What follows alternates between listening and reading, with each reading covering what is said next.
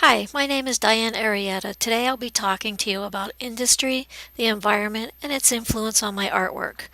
When Artaxis first approached me with this topic, I was very excited. You'll soon learn that it's the subject I investigate most in my work. I also use industrial techniques in making portions of my work. Let's get started. The Industrial Revolution was the start of our relationship to our natural environment. The effects of industry changed our way of life and how we treated the environment. Automation and fossil fuels began to replace wind and water. It allowed for huge increases in production capacity. During the Industrial Revolution, the world's human population rose 57% and continued to an astounding 6 billion at the start of the 21st century. Increased population equates to increased use of natural and man-made resources, energy, land use, and waste byproducts.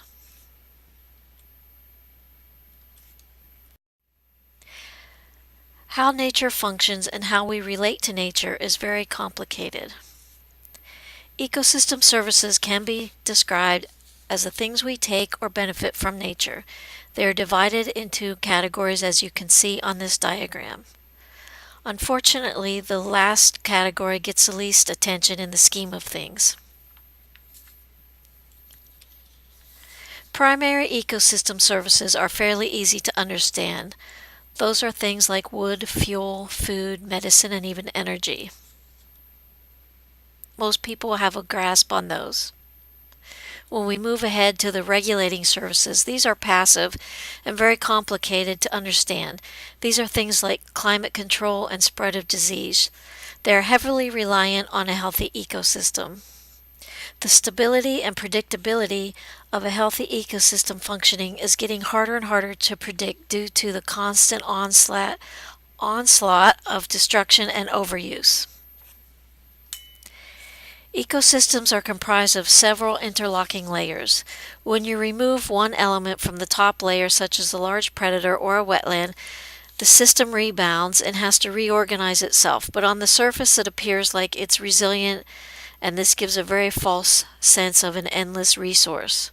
The truth is that reorganization is happening from the bottom up, making the system foundation weaker.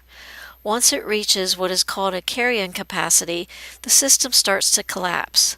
We are now at the tipping point of collapse for many of our natural systems. Unfortunately, most of this is controlled by money. Lobbyists and big business dictate policy at the expense of animals, ecosystems, and even our human health. So by now you may be asking, so what? What does this have to do with ceramics? Well, as I said earlier, all the concepts we just spoke about are the key drivers for my social art practice. Having both a degree in ceramics and environmental biology, I kind of feel like it's my duty to try to help people understand these difficult subjects so they can make better choices in their lives. So let's get to the art.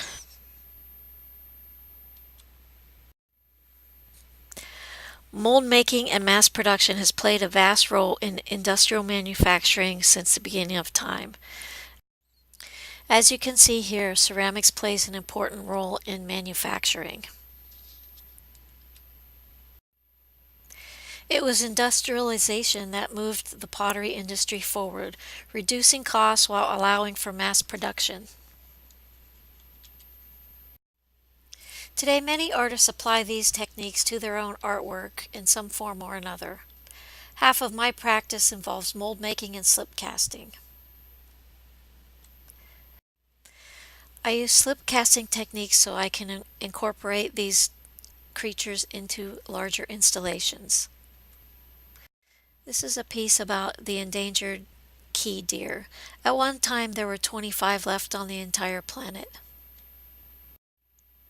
I also use a lot of mixed media industrial techniques such as silk screening and vinyl signage. This interactive installation was asking people to help rebuild population numbers by adding stickers. These are a set of frogs I did. Amphibians are facing a terrifying rate of extinction. This is the end result.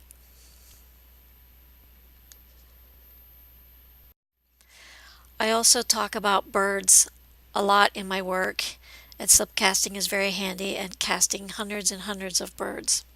Both of these pieces are talking about loss of habitat and what happens to a bird due to climate disruption. I'm forcing myself to learn different molding techniques, and as you can see here, this is a flexible latex mold.